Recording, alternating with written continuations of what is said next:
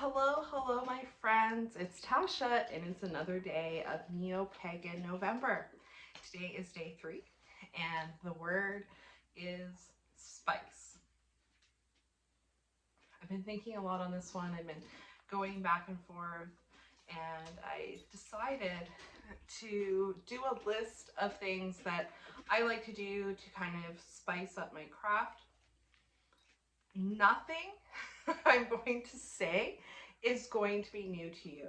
Um, all of these things are suggestions that we read over and over again and hear over and over again, but we also, at least myself, ignore them or don't always do them.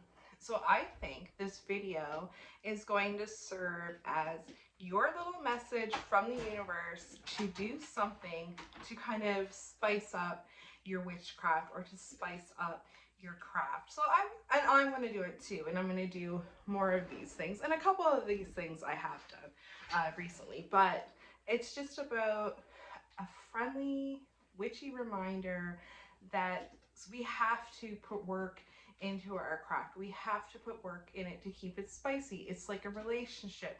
We have to put work into it to keep it healthy and loving and growing and all of that stuff. So it's like that with your witchcraft too. You have to put a little something in it to get something out of it.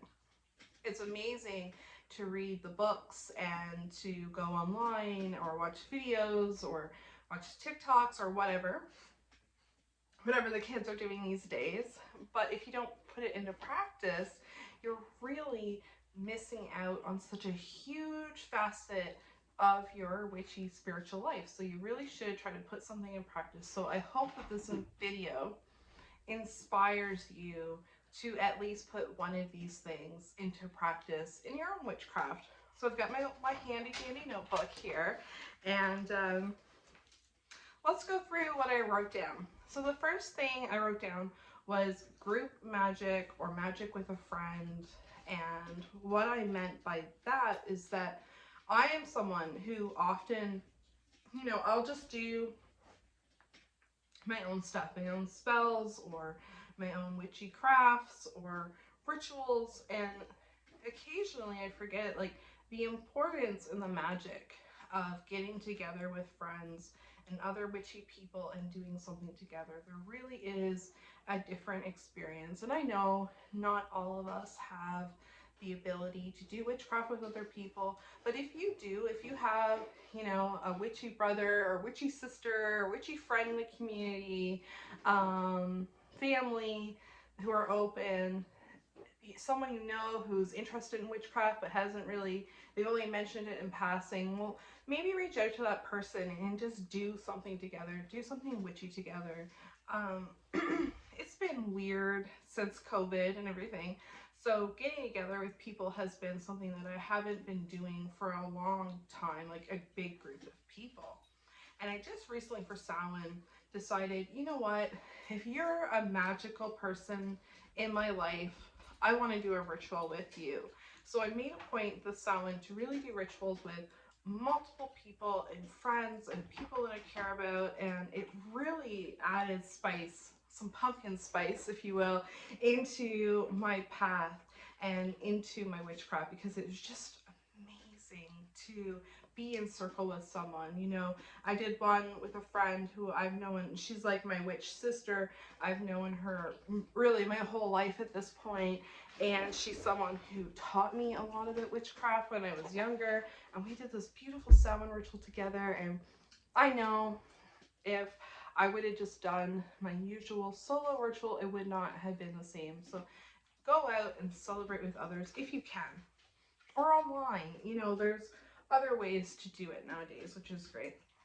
My second thing on the list to add more spice into your witchy life is cleaning, magical housekeeping.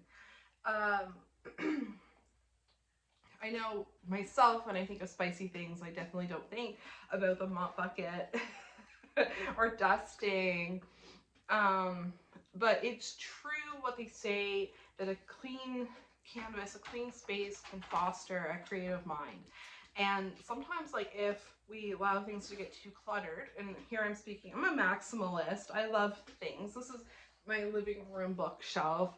But if we let it get too much, sometimes it can just create stagnancy, and it's important to dust and clean and tidy up, and just keep your space clean so the energy doesn't become dull and stagnant, because that can really make your path become stagnant or dull because it's collecting all that energy. So give your magical space a little cleaning, or just do a little cleaning. You know, if you're down and you're not feeling like you can, that's totally fine. But when you're able, or if you want to, add a little magic to your cleaning. So add some little cinnamon into your mop bucket water if you want to add a little bit of love into your life, or burn some incense when you're done to clean the house out, or when you sweep clockwise to bring good energy in. All these little things that we can do to just add a little bit of witchcraft into our day-to-day life that will in turn make us feel a little bit more spiced up in our craft. My next one is like partner magic, or like sex magic. So obviously, if we want to get spicy, there's sex magic, and not all of us are lucky enough to be in a relationship with someone who's also pagan or also witchy. But you can still have sex magic in your relationship if you're a little bit creative. So my partner's not pagan or Wiccan or anything like that. But I still bring a little magic every now and then. And what I mean by that is, when you're having intimacy of any form, you invoke the goddess or invoke the god. Maybe you want to have like a really sensual, loving night where you're getting massages and you're being very romantic and sweet. Invoke the goddess Aphrodite and think, okay, Aphrodite, like, come into my body, no pun intended, and fill me, no pun intended, with your love and compassion and sensuality, and embody her and become her, or call down a god, call down Pan. If you hear weird noises, that's Dublin. Call down Pan and his wild animalistic energy and ways, or, there's so many gods, and there's so many spicy gods and goddesses that you could call down and just think about and embody with your partner. And your partner doesn't even need to know that they're having sex with Aphrodite or Venus, or maybe you do want them to know. But it's amazing, and it's also an offering to that spirit or that deity, if you are a spiritual pagan. I know not everybody believes in like deities, but you can still embody that archetype, that badass archetype. So you could do that to add space into your bedroom. You could play certain music. I know it's weird, but like I'll put on Aleister Crowley, like chants and things like that, and it's weird. And my husband just thinks, oh, it's just, Tasha's listening to her weird whatever music. He's getting late, he doesn't care. So just put on music or that makes you feel witchy or magical, and that way you can bring some sensuality and sex magic into your life. And that definitely will spice it up. The next one I have is music, so it kind of flows into it. And I mean like witchcraft music, like witchy music. Music that makes you feel super witchy. I recently discovered Flora Ware. I wrote it down here. Flora Ware, and her album Songs for the Wheel of the Year. And it's this collection of songs for each Sabbath. And it's super witchy and it's super magical sounding. And I just love it. So I'll put that on, and it just kind of spices up my day. Or if I'm in the car, I'll put it on. Or, old school witches like myself. Loreena McKennitt was really big in the 90s and early 2000s, and everyone was listening to like the Mummers Dance or Lady of Shalott, and just this music that when I listen to it, it takes me right into a witchy mood, and I love that. So music can spice up your craft, and that's a prompt for later on. Cooking. So when you're cooking, stir clockwise and think about bringing, more money or prosperity into your life. You could add bay leaves to your soups or your stews to bring well wishes and happiness. You could add sage to for protection. You could, I mean, the list goes on and on.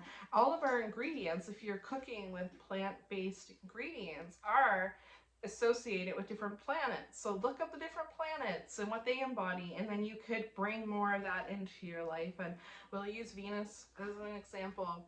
Eat some apples and bring her energy, you know, embody it, take it right in. So think about the food that you're eating and the planets associated with that food, and then you can really kind of work magic in the kitchen and serve people food that with the well wishes that you have for them. So you could be a little bit magical in the kitchen and like appreciate little things is my next point to spice up your witchcraft. So to appreciate those little things in nature. I think we all already do this. You know, getting excited about a bird, or getting excited about the eclipse, or you know, just different things, planets aligning, things happening around us that make us happy, and appreciate the magic in that. So my example is this cactus. This is my grandmother's cactus, and she recently had to move into a care home. And so I took this, it's a Thanksgiving cactus from her, and I was just there visiting her the other day, and I was saying, your cactus is blooming. And she's like, it never bloomed. I was like, well, it's blooming now. So it's magic to me that the cactus is obviously happy living here, and the fact that it's blooming makes me feel like I was meant to have it, and that it's good that it's here, and she's happy that it's blooming. She's gonna get to see it bloom. So that's magical to me. That adds spice to my craft. It's just knowing that I put a little bit of extra energy and attention to this plant because it's so special, that now it's blooming. So to me, that's like witchcraft manifesting before my eyes. So that spices up your craft. So what little things have you done or could you do that makes you feel magical or see your magic manifesting?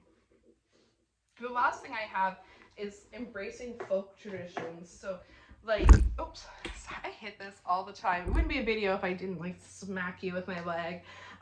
Folk traditions would be like, you know, I know in America, Thanksgiving's coming up. In Canada, we're waiting on Christmas.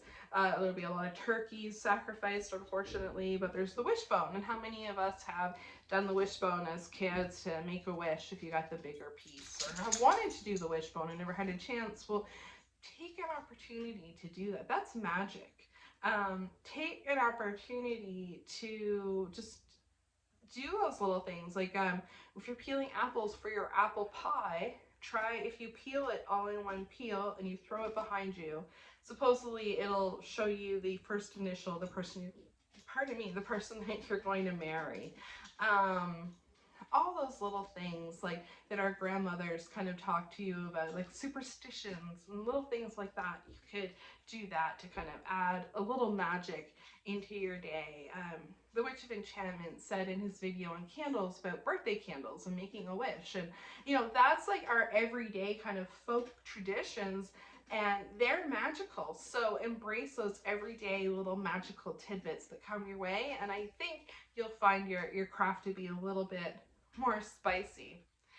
I hope that you enjoyed this video. I don't know what tomorrow's prompt is, so it'll be a mystery. I'm gonna go take a peek so I can start thinking about it. But I hope that this was helpful and that it's giving you some old ideas, maybe some new twists, or maybe even just a little inspiration to go out and give it a whirl. And I will see you here tomorrow. So thank you for watching, and I hope that you have an amazing day. Bye.